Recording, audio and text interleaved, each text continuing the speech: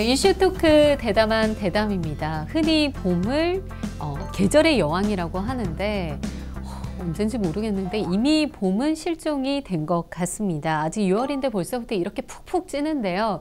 이런 더위도 이 시원한 입담으로 날려주실 이 두 분 오늘도 함께합니다. 송군과 마스터입니다. 안녕하세요. 안녕하세요. 네, 오늘 시원하게 날리고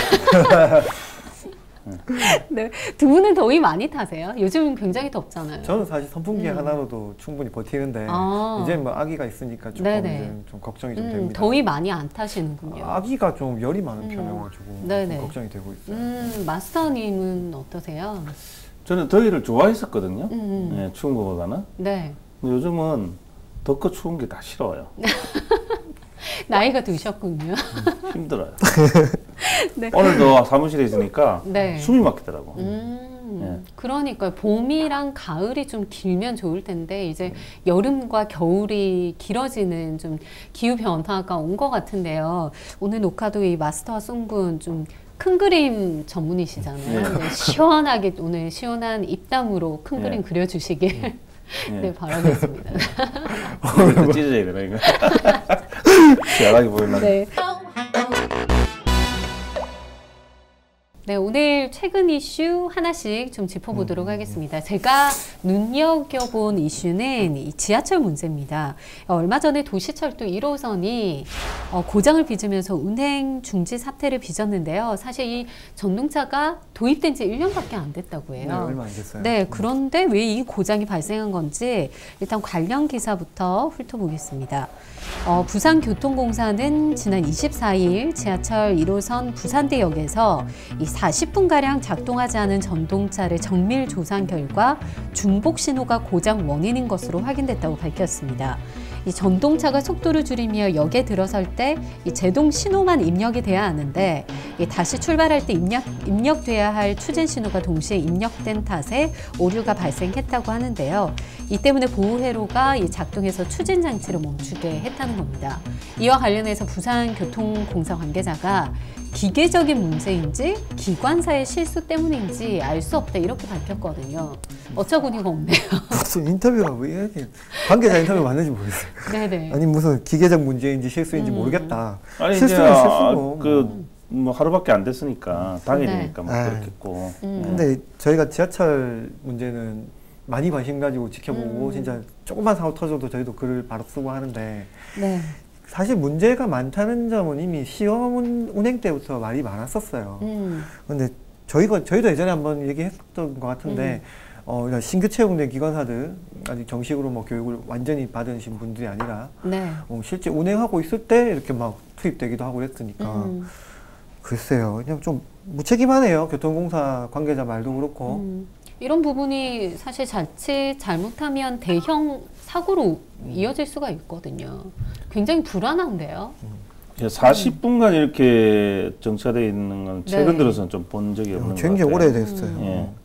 그래서 짜증이 많이 나셨을 것 같아요. 네. 일단 부산교통공사는 이번에 고장난 전동차를 포함해서 작년 3월에 새로 도입한 이 전동차도 6대가 있다고 하는데 모두 검사를 해서 시스템을 보완하겠다 이렇게 밝혔거든요. 그래도 좀 불안해요. 일단 뭐 SNS에 글 올리니까 뭐 또 이름이 제일 많았어요. 그러니까 뭐 마스터 지하철 자주 타고 다니시잖아요. 만약에 한번 겪으면요, 시민들은 작은 사고라도 트라우마가 생겨요. 그러니까요. 내가 탈 때는 한 번도 안 걸리대. 한번 걸리면 큰일 날 건데. 국제신문의 일면을 바로 생중계해야지. 다 털려버립니다. 일단 그 마스터님도 보신 기사가 이슈가 있으시다고요. 이 실내 부분에 대해서 저희가 이야기를 나누고 있는데 저는 부산발전연구원 연구원이 전 선임연구원입니다. 저는 뭐 개인적으로 아는 분인데 기사 보고 깜짝 놀랐어요.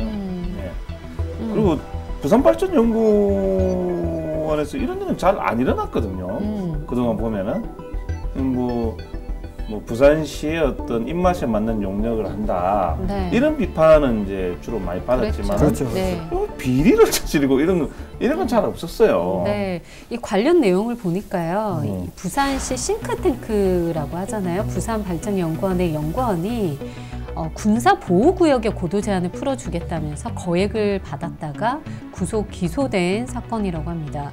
강 씨가 2010년 2월 해운대구 자동의 군사보호구역에 고층 아파트를 지을 수 있도록 고도 제한을 풀어주겠다며 A건설사 대표에게 접근을 했고요. A건설사는 강 씨의 말에 혹해서 6억 원을 정 씨에게 건넸다고 합니다. 이 6억 원 중에서 1억 원이 강 씨에게 흘러 들어간 것으로 검찰은 보고 있고요.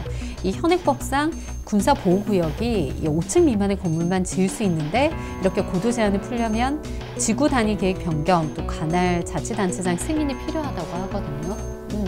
이 건설사도 말이죠. 네. 다른 사람 같았으면 안 믿었겠죠. 이 사람 사기치고 있네. 뭐 이러겠죠, 그죠? 네. 근데 이제 공신력이 있는 또 부산발전연구원. 예, 그리고 또 선임연구원이거든요. 선임연구원은 이제 연구원 중에서도 이제 말 그대로 선임이잖아요. 네. 그러니까 이제 뭐 연구원 내에서도 간부죠. 간부기 때문에 이 사람 정도 뭐 말했으면은 뭐 되는 그렇죠. 그리고 이제 이 부발련 이런 데서 보면 용역을 많이 하잖아요. 네, 그렇죠. 그래서 그러니까 그걸 용역을 하면은 또 풀어질 수 있으니까. 네. 근데 용역을 그렇게 하면은 풀 수가 있단 말이죠. 그렇죠. 용역을 맡겼더니 이렇게 푸는 게 낫겠더라. 그러면 완화시켜 주는 거죠. 그래서 완전히 실현 가능성이 없었다고는 제가 보진 않아요. 네. 예. 그러니까 이게 뭐 겉으로 드러난 사건이 6억을 건넸다. 이 돈으로 사실은 이제 고도 제한을 풀어주겠다 이런 계획이 없는데 네. 이렇게 나긴 했지만 그 이면에는 분명히 뭔가 있었겠죠. 네. 이게 부산발전연구원이 그동안 용역한 거 보면 사실 시가 가려는 방향 이런 방향 특히 개발 관련해서 가려는 방향으로 그렇게 연구 결과가 많이 나와서 시민단체들이 많이 막 이렇게 성명도 내고 했던 적이 많이 있었어요. 저도 부산발전연구원 이름만 딱 들으면 거기는 맨날 부산시가 원하는 대로 딱 써주고 그냥 부산시는 그걸 토대로 다른 걸 사업을 추진하고 이랬었는데 LCT 사건으로 지금 그 당시 해운대 배덕광 전 구청장이 지금 기소가 됐잖아요. 더 큰 그림이 뭔가 큰 데서 터지고 있는데 작은 데서 좀 터지는 것 같은데 이것도 뭔가 더 큰 게 또 있지 않을까. 저도 이렇게 합리적으로 의심을 해볼 만한 사건이라고 봐요. 요즘 유행하는 합리적 의심? 네.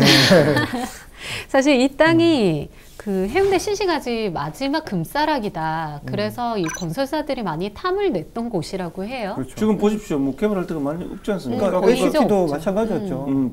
부대 근처 이제 그쪽밖에 없을 거 아니에요, 그죠? 네. LCT도 도저히 저런데 허가가 날 것 같지 않았던 곳에서 허가가 나서 진행이 됐지 않습니까? 그렇죠. 이 문제도 조금만 더 진행됐으면 그러니까 제2의 LCT가 되지 않았을까. 그렇죠. 전혀 불가능한 일은 아니다. 오늘 그 송구는 어떤 이야기 가져오셨나요? 저는 이제 부산 우리나라에서 유일한 하와이였죠. 북옥 하와이가 이제 폐업 신고를 이제 완료했죠. 네가 가라 하와이가 여긴가요? 네. 사실 그 영화에 보면 친구의 네가 가라 하와이 북옥 하와이입니다. 북옥 하와이인데 저는 어릴 때 시골이 외갓집이 창녕이에요, 마침 또. 그래서 많이 갔겠네요. 많이 갔었거든요. 좀 처음에 이거 폐업 얘기 나왔을 때 많이 하셨었어요. 정말 많이 하셨어요.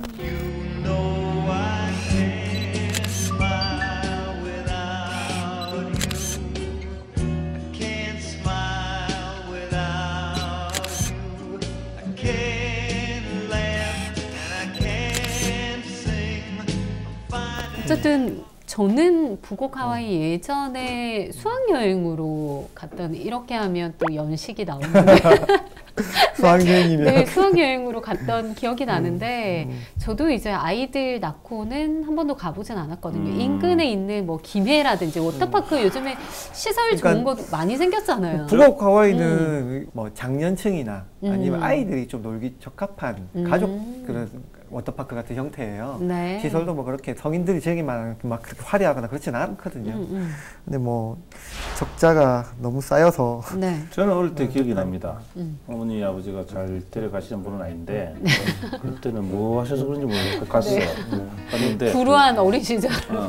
제 기억에는 아주 이국적이었어요. 그렇죠, 그렇죠. 네, 제가 노는 곳은 뭡니까? 하동 그 시골의 또랑 아닙니까? 또랑? 또랑에 이제 빠졌다가 들어갔다 이거밖에 없는데. 그렇죠. 네, 북옥 하와이에 가셔서 그렇죠, 그렇죠. 물이 돌더라고. 이렇게. 맞아요. 요즘 그 테마파크 가면 오듯이 그렇죠. 뭐야 워터파크. 워터파크 가면은 그게 있었던 기억이 나요. 그리고 물이 좀 따뜻했어요. 네, 좀 느낌이. 따뜻했어요. 맞죠? 네. 온천이었던 것 같아요. 그러면서 중요한 게 뭐냐? 가운데에서는 쇼를 해요. 네. 그때 유명한 뭐 나훈아 네, 뭐 네. 하여튼 옛날 백장식. 어르신들 좋아하는 맞아요. 있잖아 가수들. 네. 가수들이 나와서 막 노래해요. 그 아들은 물에서 놀고 네. 어른들은 밖에서 공연 보고. 맞아요. 그 지금은 그렇지 않잖아요, 그죠? 워터파크 네. 가면은. 좀 분위기가 좀 다른데 네. 그때 제가 아까 말씀드린 좀 패밀리형이었어요. 네. 스타일이. 그러니까요. 가족들 갈 수 있는 그리고 곳인데. 무슨 네. 동물 박제한 게 있었어요. 네. 그 워터파크가 어울리지 않게 그런 것도 있었다고요. 그래서 이게 어릴 때는 그냥 마냥 신기해서 봤는데 네네. 지금 생각하니까 약간 언밸런스한데. 사실 우리가 지금 워터파크라는 개념이 요즘에 워터파크 개념이 들어선 지 별로 그렇게 오래되지 않았거든요. 그런 생각이면 부곡화가 굉장히 오랫동안 운영이 되었던 거죠. 네. 그리고 이제 할아버지 할머니 애들도 다 놀 수 있는 네, 공간이 맞아요. 만들어졌던 거죠. 온천도 그러니까요. 있으니까 더더욱 그랬던 것 같고. 그러니까 이렇게 마스터도 추억도 있고 저도 추억이 있는데 그만큼 오래 했잖아요. 관련 기사 보니까 뭐 79년에 개장을 했더라고요. 저도 이게 제가 태어나기 전인데 연간 200만 명 정도가 들어오다가 10분의 1로 줄었고 그 얼마 전에 올라왔었죠. 38년의 추억을 간직하겠습니다라고 올라오면서 폐업 5월 28일부로 네. 폐업하게 됐습니다. 며칠 안 됐어요. 네, 얼마 안 됐어요. 예. 뭐 누적 적자가 3년 누적 적자만 100억에 달한다고 하니까 이전에 이미 3년 전에 그 개보수를 했었거든요. 근데 앞으로 시설도 개보수 비용을 더 투자하기는 무리가 있었지 않았나 네. 싶습니다. 어쨌든 뭐 사측에 이렇게 적자 규모가 크다 보니까 문을 네. 닫게 됐는데 직원들은 하루아침에 지금 일자리를 잃게 된 거거든요. 그게 가장 큰 문제죠. 네. 제가 아는 분이 여기 직원이셨거든요. 아, 그래요? 네, 아직도 모르는 사람 없어. 아직도 계시는지는 모르겠어요. 제가 네. 이걸 잘 알았던 이유도 그 당시 개보수 한창 할 때 그분이 계셨거든요. 그래서 뭐 재오픈할 때 초청도 하고 그래가지고 잘 알고 있었는데 이 생존권 문제는 이거는 이제 폐업을 하는 입장이다 보니까 단순히 이렇게 나가라는 게 아니잖아요. 이 갈등이라고 말하기도 참 애매하고 매듭 짓기가 좀 어려울 것 같습니다. 네. 이 노조 측에서도 좀 입장을 밝힌 걸로 알고 있는데 네. 어떤 입장인가요? 뭐 기사 통해서 나온 거는 네. 일단은 아까 마스터가 말씀하신 부분처럼 경영진이 너무 경영에 신경을 안 썼다. 이런 부분에 책임을 좀 지면서 준비를 해야 되는 거 아니냐 이런 문제를 제기한 거 있고요. 매각을 할 때 이제 노조 측의 입장을 반영해 달라 뭐 이런 게 좀 있는데 그러니까 그 부분 고용 승계겠죠. 그렇죠. 고용 승계 부분이 가장 큰 것 같은데 근데 뭐 살려고 가는 사람은 부담스러운데 그걸 하려고 하겠어요? 일단 뭐 비공개로 이렇게 진행은 되고 있다고 하거든요. 근데 이제 업종이 어려울 것 비슷하면은 괜찮을 건데 이제 그분들을 어차피 써야 되니까. 근데 뭐- 이제 다른 업종이면은 좀 네. 고용 승계하기가 쉽지는 않을 거예요. 회사 측에서는 현실적으로 이제 퇴직금하고 이제 일정 기간의 위로금을 전달하는 차원에서 이제 끝내고 싶은 느낌인 것 같아요. 네. 근데 글쎄 저도 웬만하면 노동자들 편 항상 들어주고 싶지만 이렇게 폐업을 한다는 입장에서 보면 이렇게 다시 퇴직금도 안 주고 폐업하는 업주들도 많잖아요. 또 이 사람 또 외국인인데 근데 위로금 제시도 하고 이러니까 좀 원만하게 돈은 있는 분이거든요. 지금은 돌아가셨어요, 이분이. 예, 베일에 쌓이는 분인데 네. 언제 돌아가신지 모를 정도로 네. 베일에 쌓이는 분. 하지만 그분이 이제 했던 회사는 남아있기 때문에 빠친코는 오늘도 돌아가잖아요. 그렇기 때문에 돈을 안 줄 그 정도는 아니에요. 네. 네. 뭐 위로금도 주고 월급도 준다고 하더라도 어떻게 보면 직원들은 일자리를 잃게 되는 거니까 한 그렇죠. 가정의 가장일 테고 네. 이런 부분이 있는데 이것도 좀 원만하게 잘 좀 합의가 돼서 마무리가 됐으면 좋겠습니다. 네.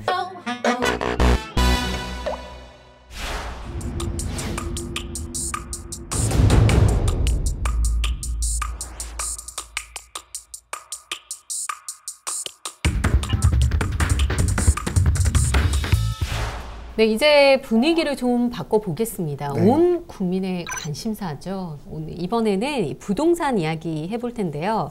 저희에게 오늘 꿀팁을 주실 이 귀한 손님 오늘 모셨습니다. 영산대학교 부동산학과 서정열 교수님이십니다. 안녕하세요. 네, 안녕하세요. 반갑습니다. 네. 반갑습니다. 네네. 네, 반갑습니다.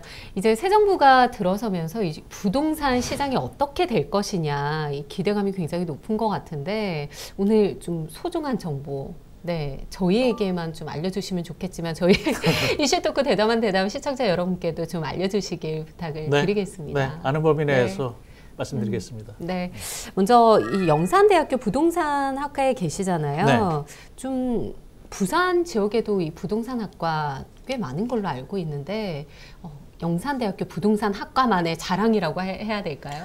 사립대하고 국립대 포함해서 14개 4년제 대학이 있는데요. 네. 그 가운데 부동산학과가 설치되어 있는 학교는 네. 뭐 저희 영산대학교하고 디귿대학 정도가 디귿대학. 네. 뭐 지역이나 아니면 우리 국제신문에서도 많이 언급해 주십니다만 부설연구소에서 나오는 자료들을 우리 지역 신문만이 아니라 중앙신문에서도 좀 언론에서도 많이 언급해주고 계시죠. 그래서 우리 지역의 그 뉴스를 전 국민이 함께 연구하고 뭐 공부하는 그런 쪽으로는 좀 특화되어 있다 이렇게 볼 수가 있겠습니다. 네, 본론에 들어가기 전에 좀 단도직입적으로 좀 여쭤보고 싶은 게 사실 이 부동산 가격이 고공행진을 계속했어요. 근데 이제 좀 조정기에 들어갈 것이다. 이런 이야기 많이 있었거든요. 좀 부동산 시장 한물 같다 이런 이야기 있는데 실제로 어떤가요? 부동산 시장은 아직 잔치는 끝나지 않은 것 같습니다. 그렇군요. 네, 그러니까 지역적으로 물론 조금 조정 국면을 보이고는 있는데요. 일단 장미 대선이 갑작스럽게 치러졌음에도 불구하고 일부 서울 같은 경우는 지금 가격이 또 오르고 있고요. 우리 부산은 여전히 지금 분양시장, 거래시장보다는 이제 분양시장 같은 경우는 좀 여전히 뜨겁습니다. 그러니까, 네, 그렇군요. 그리고 뭐 부동산 시장은 자산의 80%를 부동산으로 가고 있기 때문에 온 국민의 관심사고요.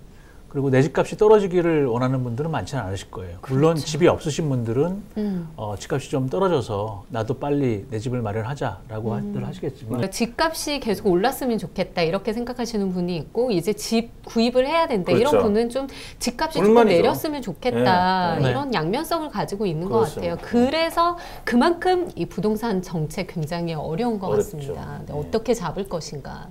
네, 그런 부분이 있는데 일단 대선을 치른 지 이제 한 달 정도 됐습니다. 대선 후보들이 부동산 정책 관련해서 정말 온갖 공약을 다 내놨습니다. 좀 하나씩 짚어보려고 하는데요.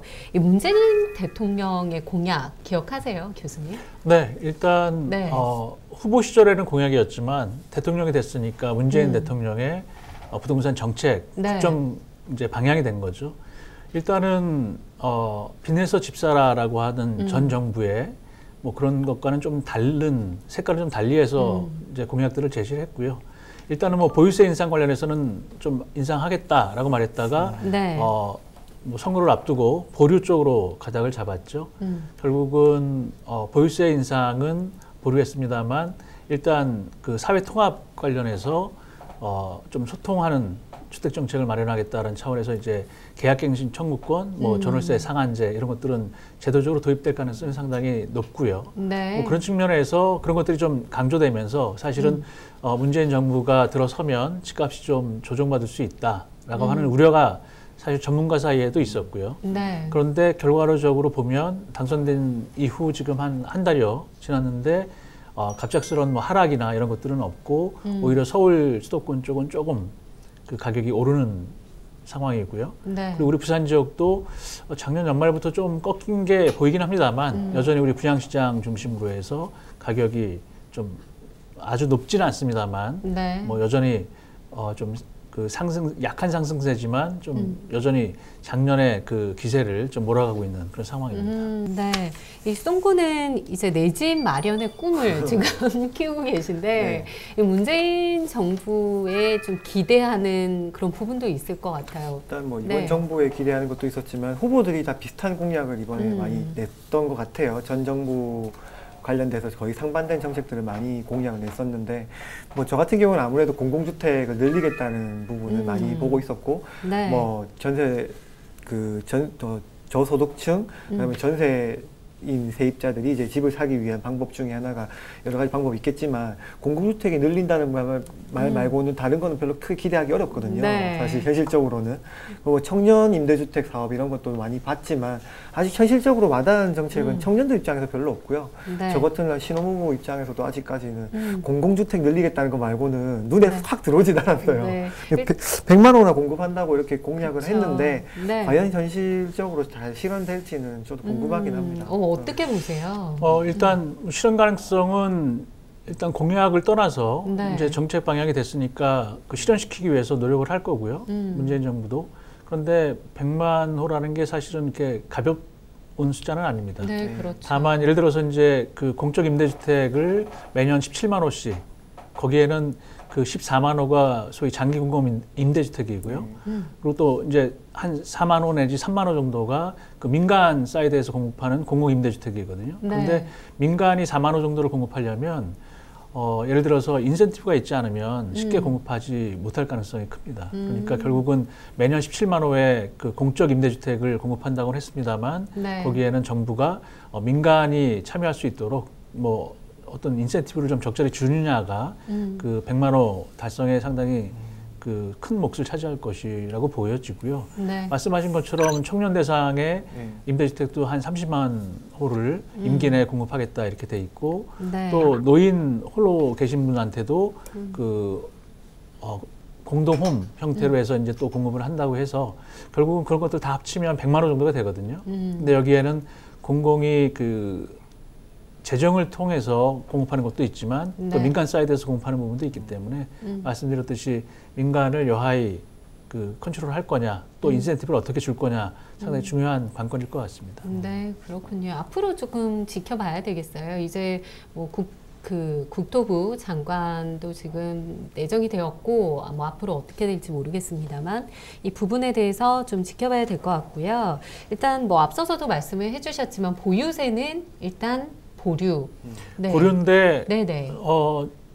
단기적으로는 보류지만 제가 볼 때는 증세 없는 복지는 없거든요. 결국은 주거복지를 문재인 정부가 100만 호 정도 공적 임대주택을 공급하면서 확대를 하려면 결국은 거기에 따르는 재정 이것들을 또는 뭐 여타의 주거복지를 향상시킬 목적으로 쓰더라도 뭐 그러려면 결국은 보유세를 조금은 그 인상시킬 가능성이 큰데 그걸 일률적으로 올릴 가능성은 없고요. 제가 볼 때는 고가주택 내지는 뭐 일부 지역 좀 일부 계층을 대상으로 해서 좀 차별화, 차등화 시킬 가능성이 좀 크다고 봅니다. 네. 저한테까지는 안 오겠네요. 그러면은 네네. 양도소득세는 어떻게 되는 건가요? 사실 보유세보다 많은 사람들은 그걸 더 예민하게 받아들이는 그러니까 거죠. 보유세는 올릴 가능성이 크면 결국은 네. 지금 이제 전문가들이 얘기하는 게 보유세는 일부 그 올리는 것이 불가피하다면 거래세는 좀 낮춰달라라는 거거든요. 결국 뭐 취득세라든가 이런 거래세, 양도세 마찬가지입니다. 그러니까 그런 부분들은 조금은 낮춰질 가능성이 있습니다. 그런데 보유세를 올려야만 이제 거래세를 좀 낮출 수가 있기 때문에 네. 결국은 뭐 어느 정도 보유세 인상 가능성을 정부가 점치고 있느냐에 따라서 말씀하신 거래세도 좀 낮아질 가능성이 있습니다. 네, 전반적인 이 부동산 정책 자체가 이 서민들의 주거 안전 쪽으로 이제 가고 있기 때문에 조금 지켜봐야 될 것 같고요. 일단 뭐 말씀해주신 것 중에서 전월세 상한제 뭐 잠시 말씀해주셨는데 이 부분에 대해서 좀 설명 좀 부탁드릴게요. 네, 전월세 상한제는 결국은 전세 월세 상한액을 연 5% 정도까지 제한하겠다는 겁니다. 그러니까 결국은 임차인 입장에서 상당히 네, 그 좋은 제도. 좋은 제도. 네. 보탬이 될 거고요.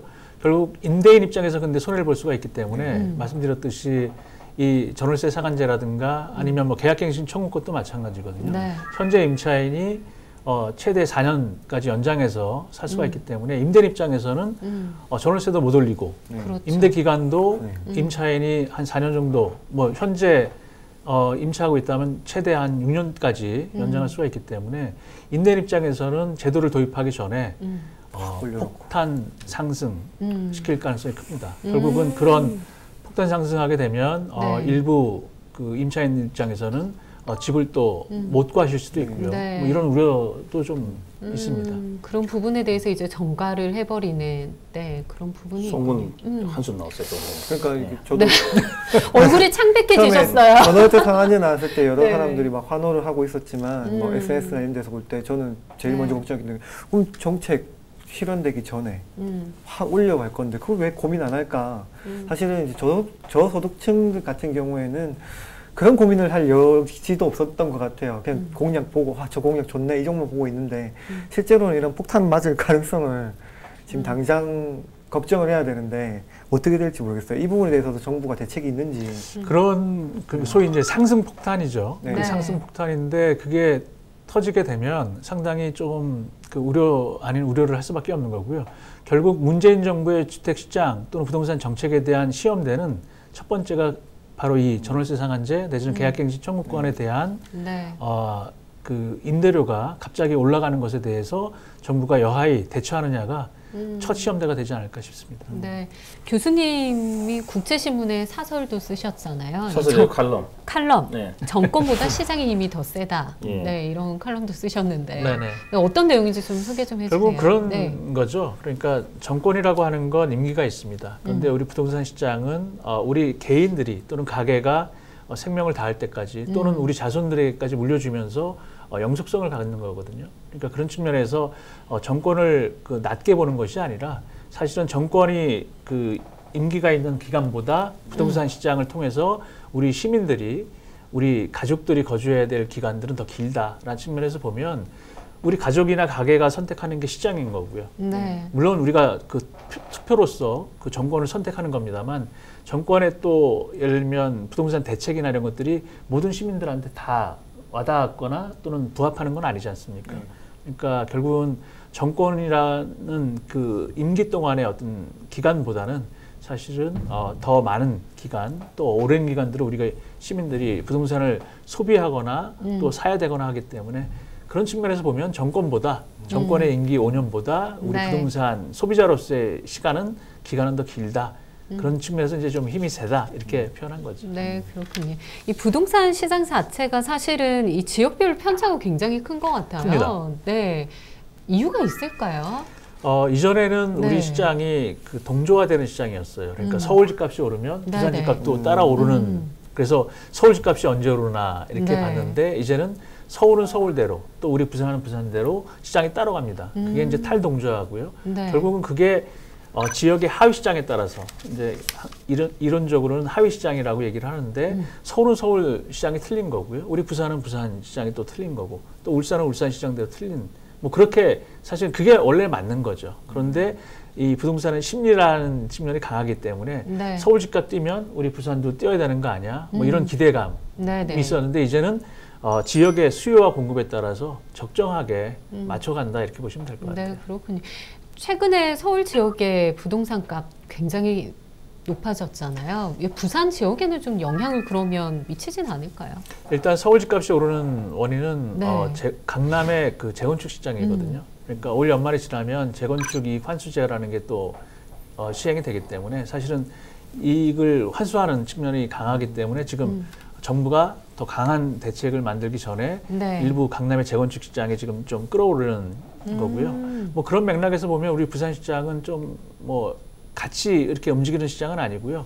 오히려 서울 시장보다 우리 부산 시장이 몇 년 전부터 좀 과일 양상이 있을 정도로 먼저 움직였죠. 그러니까 사실은 서울이 오르니까 우리 부산이 오르는 것이 아니고 사실은 서울이 우리 부산 따라하는 것 같은데. 부산은 꾸준하게 계속 올랐던 거예요. 네, 그러니까요. 일단 오늘 그 뉴스가 나왔어요. 그 국토부에서 개별 공시지가를 발표했는데 제주가 19%로 제일 많이 올랐어요. 그리고 그다음 부산입니다. 부산도 굉장히 많이 올랐죠. 6.7% 올랐어요. 네, 9%가 넘게. 저희 집은 훨씬 더 많이 올랐는데 그 서울은 이제 5.26% 맞습니다. 그래서 제주하고 부산이 전국 땅값을 주도했어요. 네, 그렇죠. 이게 이런 양상이 하반기까지 이어질지 굉장히 궁금한데요. 일단은 입주 물량이 굉장히 많습니다. 이 관련된 그 보도 내용이 있는데요. 올해 부산 지역 아파트 입주 물량 지난해보다 크게 늘어난 2만 3천여 세대로 예상이 되면서 지역 부동산 시장에도 지각 변동이 일 것으로 예상이 된다고 합니다. 이 입주 물량 증가세가 내년까지 이어질 기세인데다가 이 새 정부의 부동산 정책 기조 안정에 초점이 맞춰지면서 전국 최고 화랑세가 한풀 꺾일지 관심이 쏠리고 있는데요. 이 부산 지역을 기준으로 봤을 때 올해 1월에서 8월 중에 입주가 시작됐거나 예정된 아파트 이 총 17,310세대로 지난해 같은 기간에 비해서 3배가량에 달한다고 합니다. 전국 아파트 입주 물량이 24.7% 상승한 것과 비교하면 이 부산만 유독 이제 크게 늘어난 셈이라고 하는데요. 일단 입주 물량이 이렇게 폭증을 하게 되면 아무래도 좀 흔들리지 않을까, 부산 지역의 부동산 시장이. 이런 이야기를 많이 하는데 어떻게 보시나요? 당연히 그래야 되는데요. 그럼에도 불구하고 우리 부산 지역은 올라요. 네. 뭐 저도 조금은 아이러니한데, 네. 그건 왜냐하면 제가 이제 그런 측면에서 우리 그 주택도시연구소에서 한번 살펴본 거죠. 우리 부산 지역에 분양 물량이 이렇게 많은데도 불구하고 가격이 오르는 배경에는 뭐가 있나 살펴봤더니 서울보다 한 3배 정도 많은 게 있어요. 뭐냐면 그게 분양권 전매 비율입니다. 그러니까 예를 들면 실수요자라고 하면 네. 수분양자, 그 분양을 받으면 그걸 되팔지 않죠. 네네. 웬만하면. 그렇죠. 그런데 분양권 같은 경우에는 지금 분양권 거래하는 것은 불법이 아니거든요. 네. 그러니까 일단 청약 넣어서 당첨되면 그 당첨된 수분양권, 분양권을 다른 사람한테 되파는 거죠. 그게 이제 프리미엄이 붙기 때문에 그렇습니다. 그러니까 네. 우리 부산 지역이 서울에 비해서 한 3배 정도 높다는 것은 그만큼 실수요보다는 투기적 수요가, 네. 투기적 수요가 좀 많이 가세했다라고 볼 수 있는 거고요. 그런 측면에서 업체가 서울시장은 안 되고 다른 시장은 안 되는데 부산시장이 잘 된다.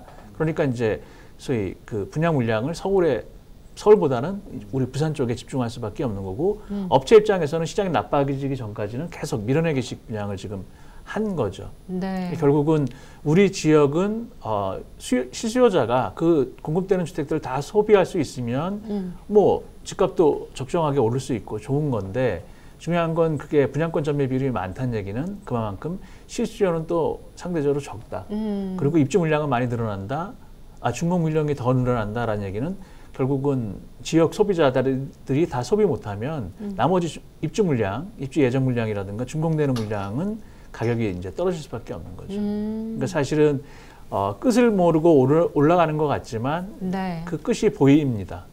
그런데 아직 그 폭주하는 기관차의 브레이크가 들지 않는 것처럼 네. 지금 계속 그 상승하고 있지만 예를 들어서 지금 올해만 해도 한 12,000세대 정도가 지금 이제 준공 입주 예정 물량으로 나와 있고요. 중요한 건 내년 내후년 동안 22,000, 24,000세대 정도가 준공 물량입니다. 그 얘기는 바로 내년에 내후년에 한 46,000세대가 준공 물량으로 우리 부산에 지금 있는 거예요. 네. 여기에 다 입주하지 않으면 결국은 이제 물건들이 많이 나오는 거니까 가격이 떨어질 수밖에 없는 거죠. 이 조정기를 거칠 거잖아요, 언젠가는. 네. 그쯤에 내 집 마련하면 좋을 것 같잖아요. 언제로 보시나요, 교수님? 내 주변을 봐도 보면은 네. 청약을 몇 개씩 갖고 있는 사람들이 있더라고요. 네네네. 청약 당첨돼가지고 나중에 우쩌라고 그런 저희 지금 우리 지역 같은 경우에는 청약 통장 가입하고 6개월만 지나면 1순위가 되기 때문에 그렇죠. 뭐 수시로 사실은 1년에도 최소한 2번 정도는 청약할 수 있는 기회가. 내보다 월급도 적게 받는 사람이 말이야. 아파트 2개씩 갖고 있고. 그러니까요. 운 좋게 이제 청약에 당첨이 되게 되면 뭐 프리미엄 뭐 말씀하셨지만 전매나 이런 건 제한이 없는 상황이기 때문에 이제 프리미엄을 받고 이제 팔거나 이렇게 하는 경우도 많은데 그래서 계속 집값이 오르고 있는 것 같거든요. 결국은 아까 공시지가 우리 부산 지역이 전국 평균보다 높거든요. 네. 공시지가가 높다는 얘기는 그 재료값이 높다는 얘기고요. 땅값이 비싸서 재료값이 높으면 결국은 분양가격이 올라가는 거고요. 그렇죠. 그 분양가가 오른 가격에 또 청약 당첨되면 프리미엄이 붙고 그러니까 주택가격이 계속 올라갈 수 있는 그 불합리한 구조를 지금 우리 부산 지역에서 계속 갖고 있는데 거기에 프리미엄을 얹혀서 실수요가 아닌 분들이 거래를 한다. 결국은 실수요 입장에서는 그림의 떡이죠, 그냥. 그럴 뿐더러 좀 더 비싸게 구입을 하는 거다라는 측면에서 보면 좀 안타까운 부분이 없지 않아 있습니다. 결국엔 뭐 전매 제한이라든지 어떤 규제가 될 것 같다 이런 생각도 들거든요. 부산 부동산 시장 자체가 워낙 좀 거품이라고 해야 될까요? 부산이 만약에 이제 교수님 분석대로 그렇다 하면은 부산은 좀 전매를 제한할 필요가 있을 것 같네요. 그렇죠. 네. 작년에 그렇지 않아도 123 대책을 통해서 일부 한시적으로 청약을 제한하거나 1순위 통장을 좀 제한하거나 하는 그런 게 있었습니다만 좀 더 그럼에도 불구하고 우리 부산시장이 좀 더 과열된다. 그러면 아마 투기 과열지구라든가 이런 것들이 현실적으로 지정될 가능성이 높습니다. 네. 어떻게 보세요? 이 상승세 언제쯤 좀 꺾일 거라고 보세요? 계속 상승할 것만 같아요, 사실은. 요즘 분위기 봐서는. 근데 일단 정부가 이런 이상과열 현상을 그냥 두지는 않을 것 같고요. 좀 더 상식적으로 너무 시장이 뜨겁다라고 하면 분명히 그건 지역과는 상관없이 좀 시장 안정을 위해서 정부가 대책을 마련할 것으로 보여집니다. 그리고 그걸 통해서 주거복지에 대한 그 현 정부의 그 정책 의지를 좀 더 강하게 표명할 가능성도 있기 때문에 네. 제가 볼 때는 그런 측면에서 보면 실수요자 입장에서는 좀 시장 상황을 좀 면밀히 살펴보실 필요가 있고요. 그런 측면에서 급하게 투자나 뭐 이런 측면을 너무 강하게 시점을 당기기보다는 좀 더 그 안목을 갖고 네. 기다려 보시는 것도 좋을 것 같아요. 기다리겠습니다. 네, 일단 좀 지켜볼 필요가 있다. 장기적인 안목에서 네, 이런 말씀이시네요. 네, 그렇습니다. 시장은 항상 변하는 거예요. 네. 뭐 사랑은 변한다 이런 말처럼 부동산 시장도 변합니다. 그런데 중요한 것은 네. 무조건 오르거나 무조건 떨어지지는 않는다는 거죠. 그 이유를 이렇게 좀 살펴보시면 분명히 본인들 실수요자든 아니면 투자자 입장에서도 그 타이밍을 잡을 수가 있습니다. 그러니까 지금의 정부는 쉽게 가격을 올리려고 하는 정책은 쓰지는 않을 거고요. 그렇다면 내릴 가능성을 염두에 두시면 오히려 실수요자 입장에서 좀 가격 조정이 되는 시점에 매수를 하시는 것도 나쁘지 않은 방법이다. 저는 이렇게 생각합니다. 네, 분명히 그런 지점이 있을 것이다. 뭐 계속 새 정부 들어서 부동산 정책에 대해서 말씀을 나누고 있습니다만 이게 전반적으로 봤을 때 서민들의 주거 안정 굉장히 신경을 쓰고 있는데 사실 이 지역주택조합 관련해서는 서민을 울리고 있잖아요. 이 조합들이. 이 부분에 대해서 좀 문제들이 조금 있는데 제가 관련 내용을 먼저 말씀을 드리겠습니다. 이 부산에서 이 주택 개발을 추진하는 지역주택조합이 모두 59개인데 이 중에서 사업계획 승인을 받은 곳은 6개에 불과하다고 합니다. 네. 16곳은 조합 설립 인가를, 37곳은 조합 설립을 추진 중인데 그런데 이 부산의 지역주택조합이 2014년 말에 17개에서 2015년에 27개, 2016년에는 45개로 꾸준히 증가하면서 과열 양상을 빚고 있는데요. 근데 문제는 이 조합 설립 인가가 나온 곳도 토지 소유권 95%를 확보하지 못하는 등 이 사업 진척이 제자리 걸음을 하고 있다고 합니다. 네. 이렇게 토지 소유권을 전혀 확보하지 않은 상태에서 조합원을 모집을 하다 보니까 결국에는 서민들이 피해를 입는 이런 악순환이 계속 벌어지고 있는 것 같은데 이 문제에 대해서 어떻게 보시나요? 심각하게 보죠. 그리고 이게 지금 문제가 되는 게 사실 주택조합 아파트 같은 경우에는 일반 분양 아파트랑은 또 틀립니다. 네. 그러니까 일반 분양 아파트는 법적으로도 보호받고요. 그리고 그 준공 시점이 명확하게 있습니다. 네네. 그러니까 그게 늦어지면 지체상금이라 그래서 공급자가 돈을 입주자들한테 물어줘야 되거든요. 그런데 지역주택조합 아파트는 준공이 끝나야 끝납니다. 그러니까 보통 일반 아파트, 분양 아파트는 한 3년 정도에 입주를 한다면 이 주택조합 아파트는 예상할 수가 없습니다. 끝나야 끝나는 거기 때문에. 네. 그게 왜 그러냐 하면 바로 그런 거죠. 그러니까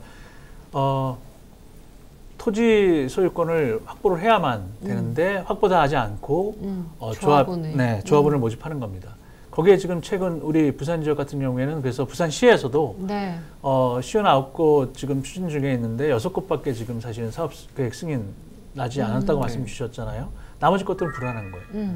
왜 그러냐 하면 땅 다 확보하지 않은 상태에서 추진되다 보니까 조합원들한테 또는 조합원이 아닌 분들한테 토지 확보율이 80% 됐다, 뭐 95% 됐다, 이제 속이고서 사실은 조합원을 모집하고 그렇게 모집된 조합원의 돈을 되돌려주지 않는 거죠. 사업 시장 되면.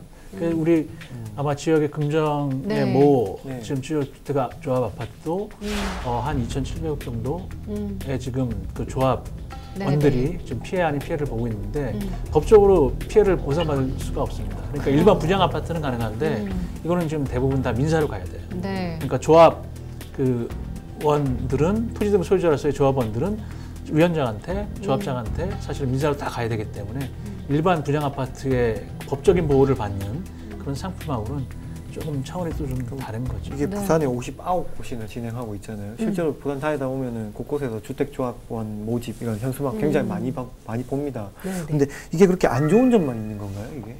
원래는 안 좋은 게 아니고요. 좋은 겁니다. 그러니까 그 청약을 하지 않고도 지역주택조합 아파트 같은 경우에는 좀 더 저렴하게 그 조합원 자격으로서 아파트를 그 내 집을 마련할 수 있는 기회를 주는 것이 주택조합 아파트인데 그걸 이렇게 왜 우리 부산 지역에 많아지느냐?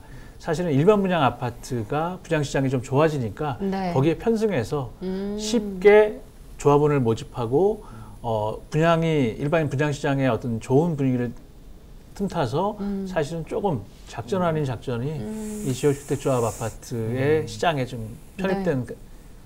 그 사례들이 좀 있습니다. 그렇죠. 이 금정구 지역 주택조합 제가 취재를 했었는데 그 속을 들여다보니까 굉장히 문제가 많더라고요. 일단은 허위 광고, 이제 어르신들 같은 경우에는 그냥 일반 분양인 것처럼 가서 이렇게 문자를 받거든요. 그랬더니 그 보통 동호수 지정하는 게 지역 주택조합 같은 경우에는 그 선착순으로 네, 지정을 그렇죠. 하는 건데 네. 뭐 당첨 이렇게 와서 이런 식으로 이제 호도를 한다든지 그리고 일단 뭐 계약금이나 이런 걸 받아서 뭐 홍보관이라든지 이런 걸 세울 때 좀 그런 그 조합원 비용으로 이제 사용을 하잖아요. 네, 근데 과도하게 많이 잡아놓고 뭐 이렇게 사용을 했다든지 이런 부분들이 있더라고요. 일반 분양 아파트 같은 경우에는 그 분양 가격이 정해져 있잖아요. 네. 그런데 지역주택조합 아파트 같은 경우에는 중간에 네. 뭐 예를 들면 그 시공할 때 품질을 좀 향상시킨다는 목적으로 좀 더 가격을 올릴 가능성이 큽니다. 그렇게 되면 조합원들의 분담금이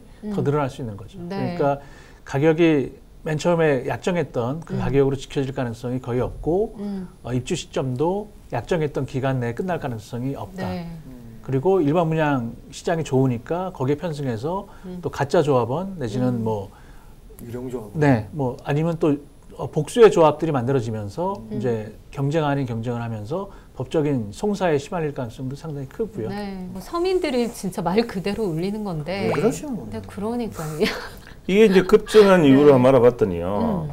이제 건설사들마다 이제 사업할 때가 잘 없대요. 이제 웬만큼 할 때 다 해가지고. 네. 그러니까 이제 토지는 건설사가 하는 게 아니잖아요. 그러니까 이 자기들 이 마련해놓은 땅에 숟가락만 이렇게 딱 얹으겠다는. 왜냐면 이제 더 이상 뭐 자기들 봤을 때 괜찮은 땅도 없으니까. 네. 근데 일은 또 해야 될 거 아니에요. 그래서 보면은 요즘 지역업체나 하여튼 뭐 옛날에 보면 S 건설이 많이 했었는데 이제 보면은 우리 지역 업체들도 여기 많이 뛰어들어요. 왜 그러냐? 그 이미지 나빠지는데. 네, 그러니까. 그러니까 좀 다른 시장이 좀 네. 없어가지고 새로운 수익 모델로 보고 들어갈 데가 없으니까 어쨌든 추진이 될 확률도 있는 거니까 낮긴 하지만 뭐 그런 부분이 있고 부산시 같은 경우는 이런 지역주택조합 법 자체를 이제 폐기해야 된다 이런 거 그 국토부에 건의를 했다 들었거든요. 근데 일단은 그거는 뭐 안 된 거 같고 일단 네. 그렇게 될 가능성은 없어요. 왜냐하면 네.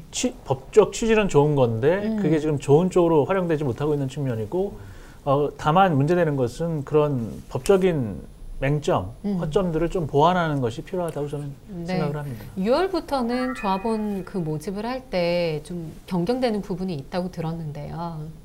네, 뭐 조합원이 아닌 분들이 만약 조합원으로 가입된 것처럼 했을 네. 경우에 전에 같으면 그 계약금이라는 것들 돌려주지 못했거든요. 근데 이제 돌려주도록 법이 일부 개정되는 부분이 있습니다.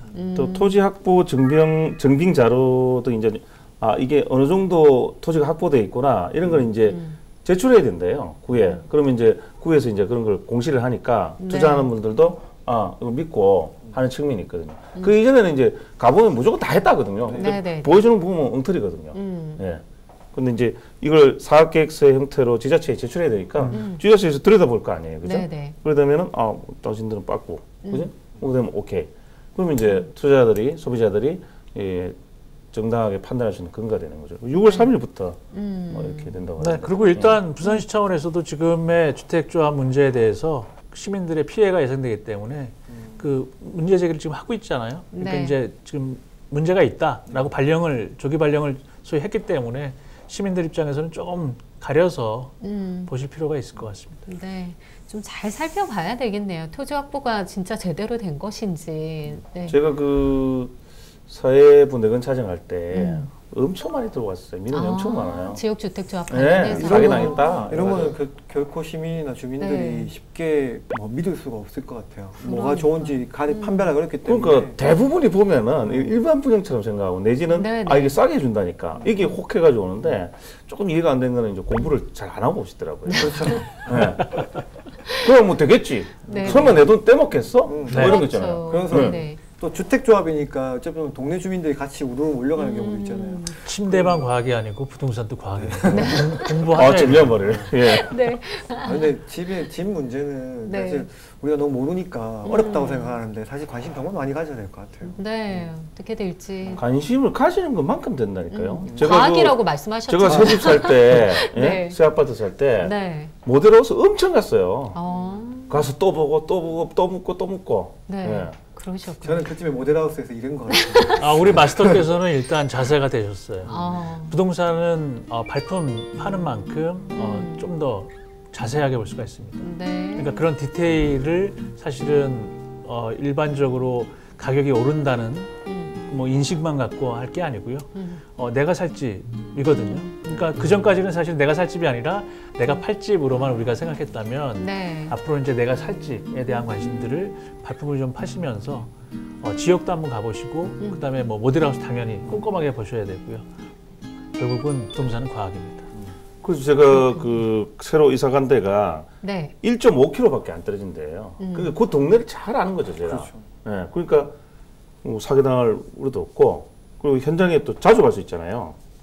아, 여기 아파트 들어서면 어떻게 될 것이다. 느낌이 딱 오더라고. 예. 그 온천 전옆편에다가, 법생지에다가, 네. 또 주변 시세를 딱 비교해 보잖아요. 뭐 뷰나 이런 조망 같은 것도 그것도 딱 보실 수가 보고요. 있고. 예, 예.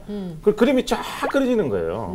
예, 그러니까. 빅피처. 아, 이 가격이면은 이거는 막 굉장한 거다. 네네. 그래서 바로 샀죠. 그러니까 좋은 느낌적 느낌을 갖고 그러니까요. 과학적으로 접근하시는 거죠. 사실. 네. 마스터님 혹시 뭐 교수님한테 전화하신 건 아니시죠? 아유, 저는 제가 발품 팔고 직접 다니면서 와이프하고 계속 이렇게 다니면서 네. 와이프가 약간 좀 이 부동산에 보는 눈이 있거든요. 네. 우리 장모님이 그 부동산 하시기 때문에. 역시 여자 말씀 그러시군요. 들어서 네, 그래서 네. 그거도 참고하고 네네. 예, 현장에 가서 쫙 봤죠. 네. 정말 부동산 공부 과학이니만큼 좀 열심히 공부해야 되겠어요. 공부를 하고 덤벼 들어야 되겠다. 네, 이런 생각이 드네요. 진짜 좋은 강의를 들은 기분입니다. 네, 그렇습니다. 오늘 늦은 시간에 함께 해주셔서 감사합니다, 교수님. 별 말씀을요. 네. 불러주셔서 감사합니다. 네, 감사합니다. 네, 감사합니다. 감사합니다. 네, 오늘 부동산 이야기 나눠봤는데 어떠셨어요, 마스터님? 많은 걸 알게 됐고요. 이 정부의 부동산 정책이 이제 어떻게 흘러가겠구나 네. 감이 옵니다. 승구는 어떠셨어요? 저는 일단 뭐 좋은 강연을 들은 기분이라 가지고 기분이 좋고요. 저도 이제 준비를 해야 되니까 네. 그런 부분도 있고, 이번 정부가 단순하게 그 부동산 정책 이런 것도 있지만 그 주거 복지 차원에서 이제 국민들이 내 집을 장만할 때 부담 없이, 그리고 그 내 집을 유지하기도 편한, 그렇게 만들었으면 좋겠네요. 네, 이 송군의 바람이 전 국민 또 부산 시민의 바람이 아닐까 싶은데요. 그런 기대하면서 오늘 이슈 토크 대담한 대담 여기서 마치겠습니다. 시청해주신 여러분 고맙습니다. 감사합니다. 감사합니다.